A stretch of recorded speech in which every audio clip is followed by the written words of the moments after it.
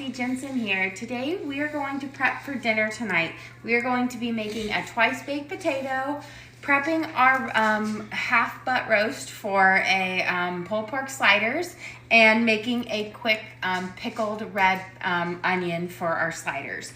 So we're going to start by prepping our potatoes for twice baked potatoes. If you've never had twice baked potatoes, essentially we're going to bake them the first time, bake them through for about 2 hours, scoop all of them out, mix them with some sour cream, cheese, salt, and butter, and then re-stuff them right back in there. So, but first, we gotta bake them. This is how I always bake my potatoes, and I think they make the best baked potatoes. So, what I do, my thing is getting crazy here. It's all stuck. Okay, well, we'll figure that out in just a sec. There we go. Okay.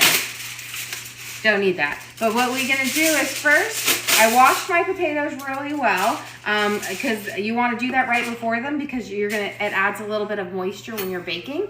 And then you're just gonna poke all the way around.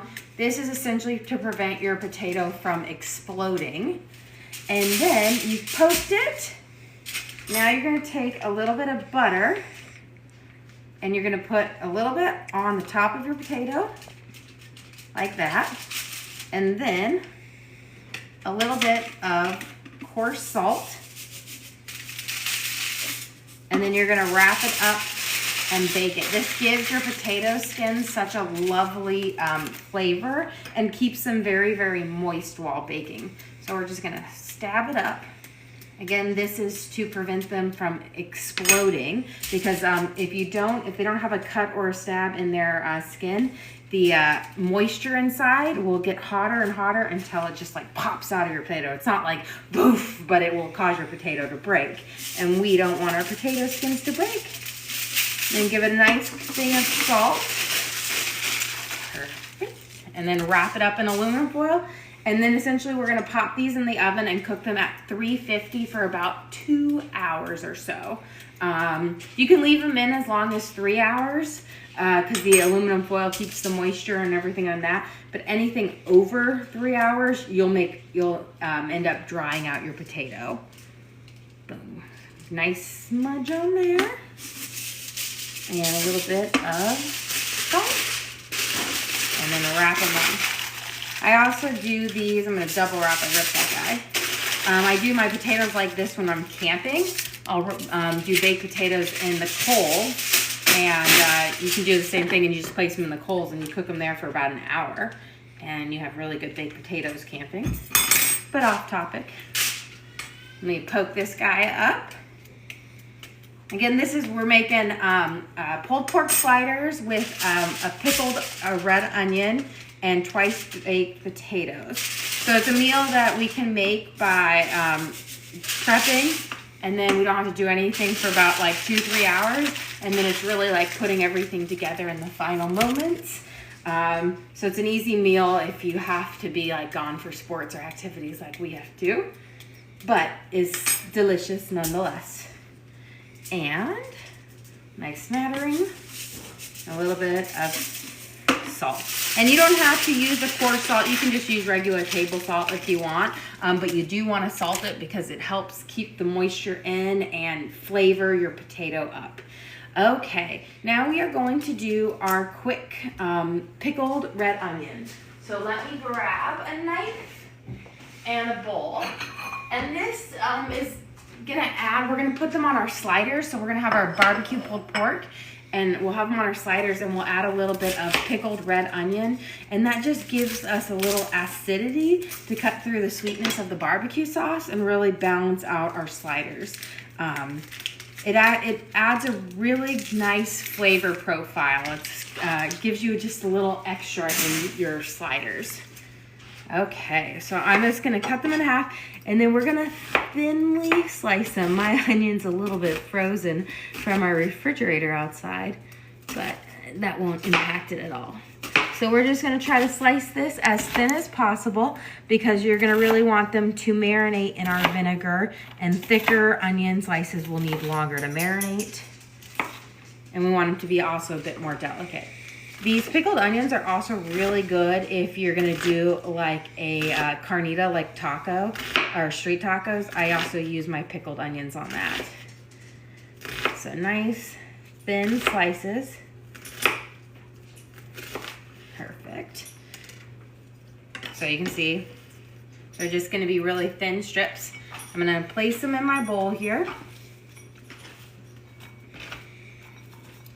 Just like that.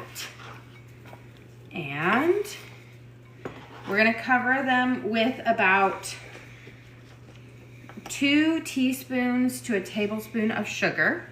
So I'm just gonna shake it over, but it's gonna be about 2 teaspoons to a tablespoon of sugar. And then we need about a teaspoon of salt. Again, I'm just gonna shake it out, but that's about the measurements that we're gonna use.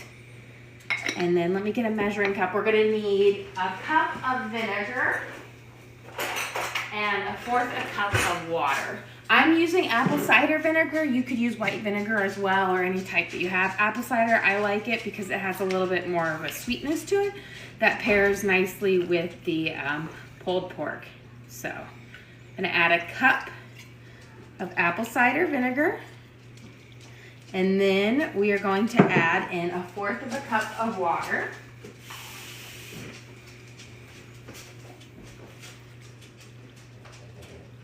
And I'm just gonna give them a quick toss with my fingers, kind of breaking up any of the onion pieces together. And all you have to do is put some saran wrap over it and just let it sit for a couple of hours. Really after 20 minutes they work, but we're gonna be eating in like 3 hours, so this is gonna be perfect for that.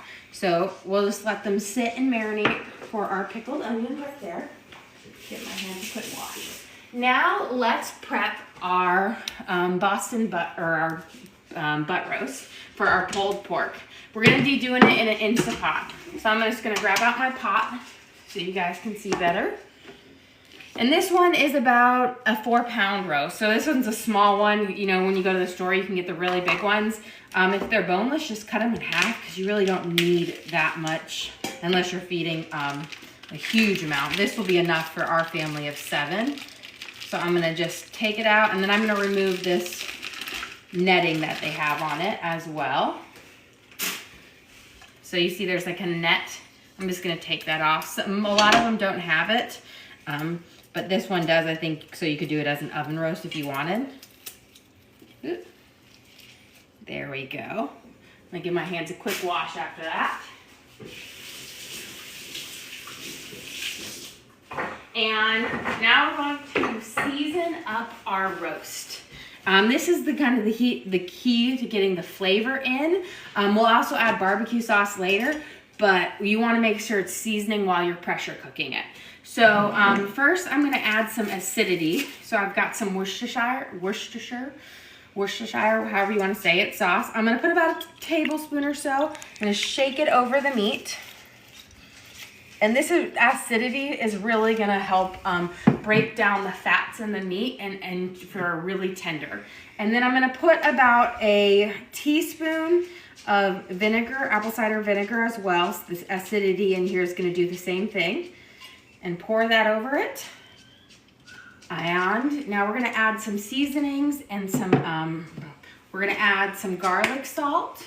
I'm probably going to put about a 1/2 tablespoon in it because you want to really season up the whole meat. Then we're going to add a little bit of oregano. And I'll probably do about a teaspoon or so of oregano.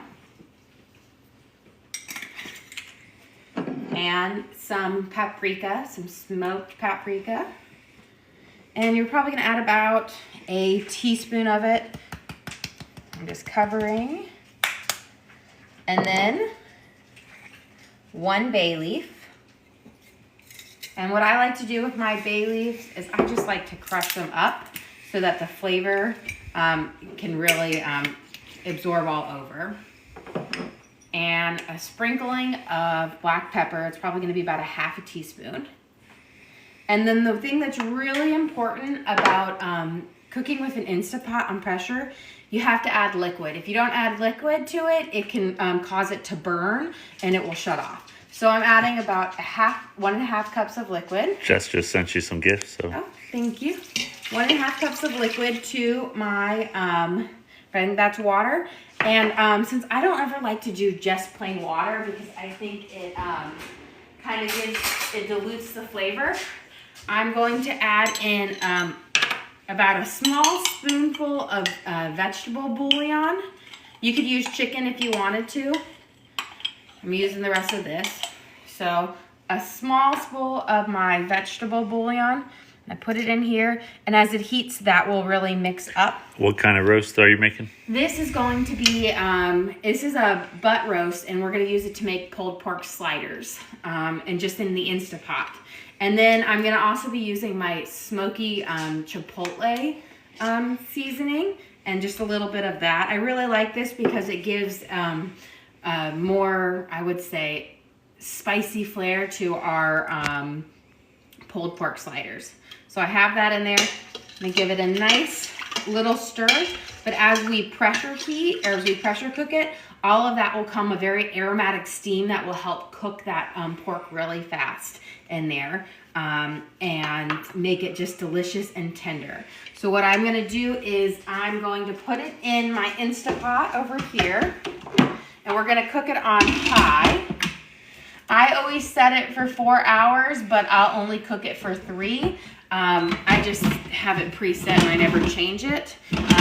It doesn't matter if you cook it for 4 hours. You just want to make sure you have it cooked for at least 3. Make sure you put it to the seal, and then I'm gonna put pressure cook on high, and I'm gonna let it go because you don't need to push start. This is gonna cook after about 3 hours. I'll turn it off, let the air out, and then I'll shred the pork, and we'll turn it into sliders. So this was the first part of our dinner tonight, but I wanted to show you guys all the steps. And if you guys join me later in about 3 hours or so, we will be heading up the next part of our dinner where we will finish up our twice baked potatoes and our sliders and our pickled onions and the rest of our dinner tonight. Thanks for joining us for our dinner prep. Don't forget to like and subscribe. We do live shows every day. Thanks again, guys.